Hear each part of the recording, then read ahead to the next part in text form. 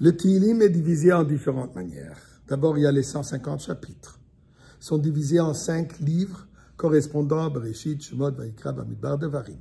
Ainsi divisés aux 7 jours de la semaine, mais aussi comme ils sont divisés aux jours du mois. Et le rabbi précédent, d'ailleurs, a institué cette coutume extraordinaire de tous les jours après Shacharit de dire quelques chapitres de Tehillim correspondant au jour du mois.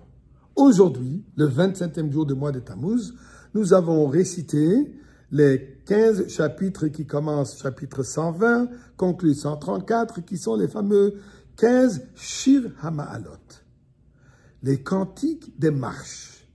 Il y en a 15 que David HaMelech a chanté. 15 correspond, 15 marches, correspond aux 15 marches qu'il y avait dans le Beth Amikdash, sur lesquelles les Lévi'im, tous les jours, ils étaient là avec leur instrument et chantaient le cantique du jour. On a dit ce matin, Hayom Yom Rishon Vashabat, Sheba Alvi'im Omrim Bebet Amikdash, tel et tel chant ils ont chanté. Mais non seulement tous les jours, mais il y avait un moment particulier où ces marches sont devenues extrêmement importantes par les Lévi'im. Et ceci est comme raconté dans la Gemara Sukkot, page 51, Nun Aleph Amud Aleph, la Mishnah de nous dire, en parlant de la Simcha de Sukkot, Simchat Bet HaShoeva, de la Mishnah de s'exprimer en disant Mishel Lora'a Simchat Bet HaShoeva, Lora'a Simcha Miyamav. Celui qui n'a pas vu, celui qui n'a pas eu cette expérience de la joie, de la Simcha de Bet HaShoeva, n'a jamais vu une célébration, n'a jamais vu une fête. C'était une fête pareille à rien. La fête, si on peut le dire. Le Beth Amikdash était illuminé, la Mishnah de nous raconter, avec la lumière que dans tout Yerushalayim on a pu lire par cette lumière. Les Chachamim qui ont dansé, qui ont fait toutes sortes de gestes acrobatiques. Une fête extraordinaire. Les hommes qui se trouvaient dans le hall des femmes, en bas. Pour les femmes, on a construit une estrade particulière, un balcon spécial pour que les femmes puissent participer. Les hommes et les femmes, ils étaient présents, bien sûr, d'une manière tsniout, d'une manière comme il se doit d'après l'halakha.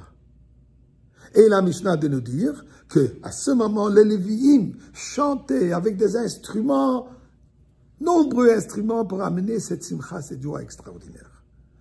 Au lever du jour, 2 Kohanim, la musique s'arrêtait, 2 Kohanim sur cette 15e marche sonnaient la trompette, ou les trompettes. Descendaient 5 marches, sur la 10e marche, encore ils ont sonné. Ensuite, ils sont sortis vers la porte du Beth Amikdash, se tournaient avec la face vers le Beth Amikdash et disaient « À nous le cas, ve'enenu le cas ». Ka, Yudke, je ne peux pas dire le nom de Dieu. Nous, on est vers Dieu et nos yeux sont vers Dieu. Faisant allusion qu'au fait, malheureusement, qu'au premier Beth Amikdash, Am Israël s'est retourné le dos contre Dieu, on a dit non, nous, on est pour toi Dieu et nos yeux sont assoiffés à toi. Mais qu'est-ce que ça représente les 15 marches? Qu'est-ce que ça représente les 15 chants? Alors la Gemara nous raconte, ou la Gemara dit, c'est le même Gemara, à Sukkot, il dit, Rafrizda pose la question, quand est-ce que David HaMelech a composé ces 15 chants? Et il raconte la chose suivante.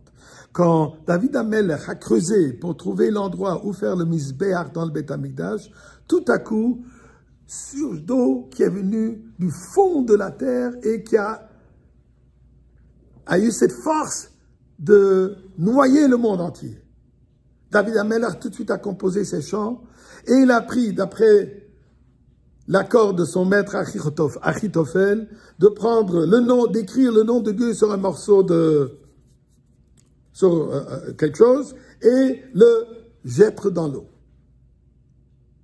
Et elle disait, si on peut effacer le nom de Dieu pour amener la paix entre un couple comme la de Sota, c'est sûr et certain qu'on peut jeter le nom de Dieu pour effacer la colère de Dieu et remettre la paix entre Dieu et le monde entier.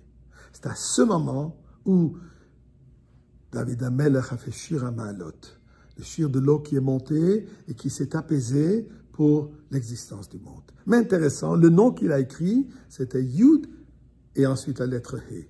Yud, 10, He, 5, 15.